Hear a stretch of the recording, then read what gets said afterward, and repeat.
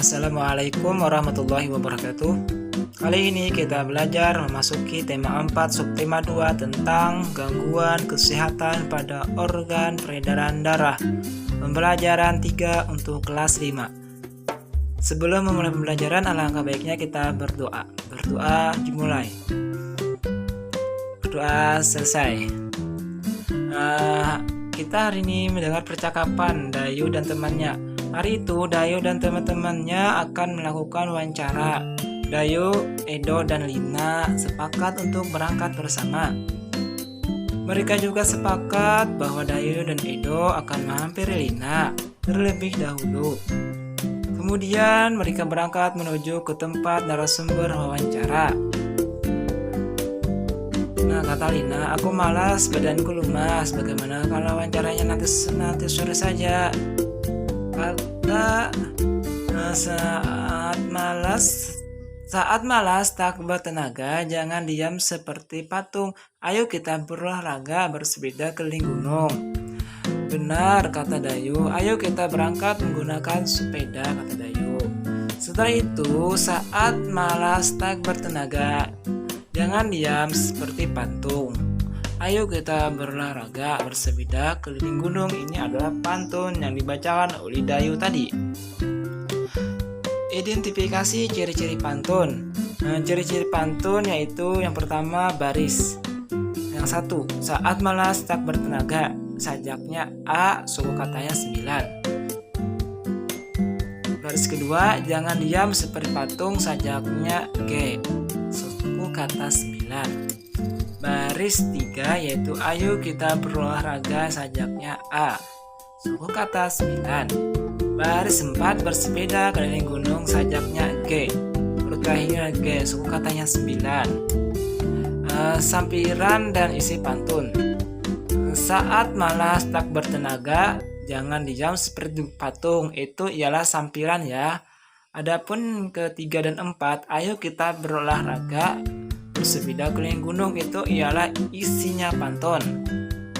Amanat pantun ialah berolahraga merupakan salah satu kegiatan untuk menjaga kesehatan.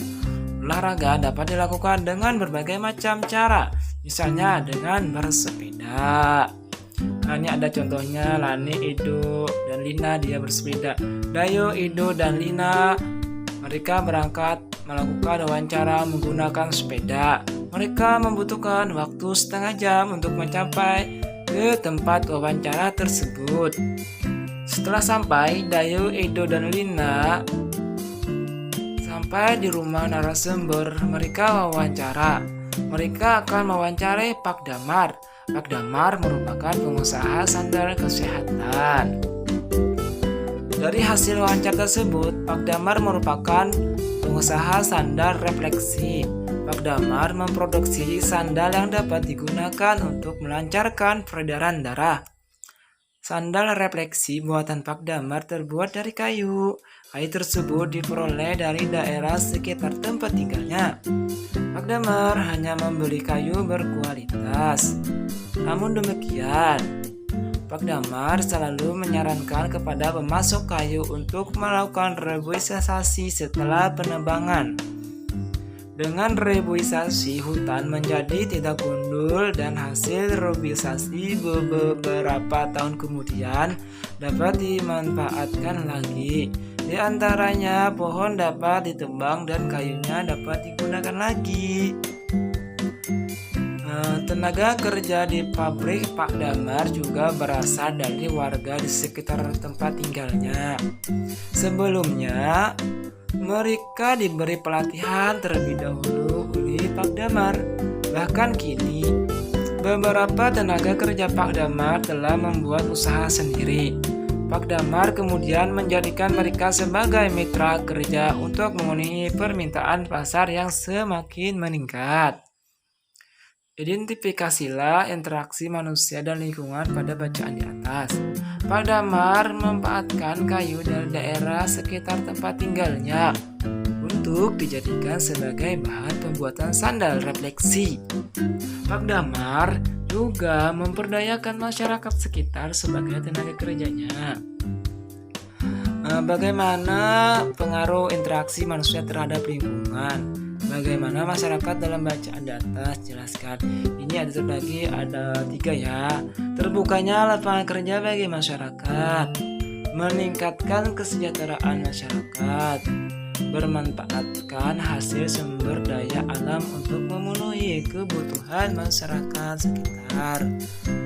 Apa manfaat usaha Pak Damar bagi masyarakat di sekitarnya? Manfaatnya itu yang pertama meningkatkan taraf hidup masyarakat, membuka lapangan pekerjaan baru, memenuhi kebutuhan masyarakat terhadap standar refleksi.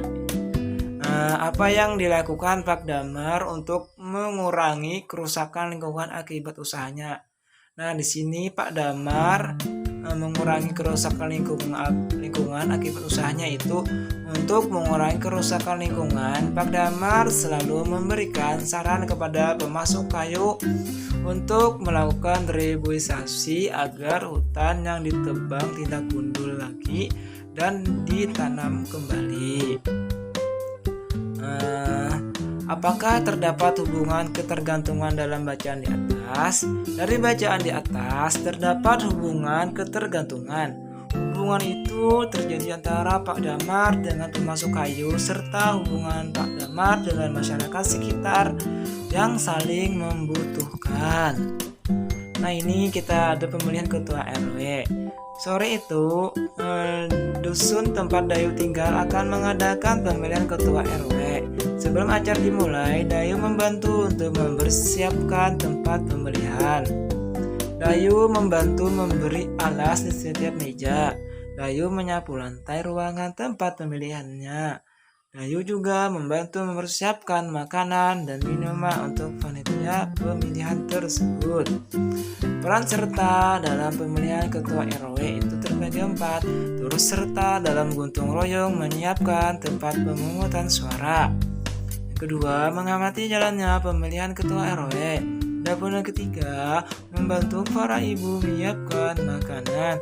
Dan yang terakhir, ikut menjaga ketertiban lingkungan dengan tidak mengganggu jalannya proses pemilihan. Bagaimana cara pengambilan keputusan bersama yang biasa dilakukan dalam musyawarah di Indonesia?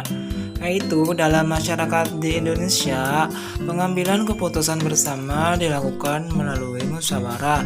Musyawarah tersebut bertujuan untuk mencapai mufakat. Namun demikian, apabila tidak mencapai mufakat, maka akan dilakukan voting. Salah satu contoh votingnya adalah pemilihan umum. Apa saja masalah dalam masyarakat yang dapat dipecahkan melalui pengambilan keputusan bersama? Yaitu yang pertama, pemilihan ketua RW, RT, dan kepala desa. Kedua, membuat jadwal ronda malam. Yang ketiga, menyelesaikan perselisihan antara warga. Dan yang keempat, penyelenggaraan suatu acara, misalnya lomba atau 17 Agustusan. Bagaimana cara masyarakat melaksanakan tanggung jawabnya sebagai warganya? Yaitu ada 3, berpartisipasi dalam pemilihan ketua RW, RT, dan kepala desa. Dan yang ketiga, menjaga keamanan lingkungan. Yang terakhir, menjaga kebersihan lingkungan. Sebagai seorang siswa sekaligus warga, apa yang dapat kamu lakukan dalam kehidupan bermasyarakat? Yaitu mengikuti gotong royong, membersihkan lingkungan atau membersihkan lingkungan sekolah sekitar kita. Berpartisipasi dalam pemilihan ketua RT atau RW dalam cara berikut. Yang pertama, turut serta dalam gotong royong menyiapkan tempat pemungutan suara. Adapun yang kedua, mengamati jalannya pemilihan. Yang ketiga, membantu para ibu menyiapkan makanan.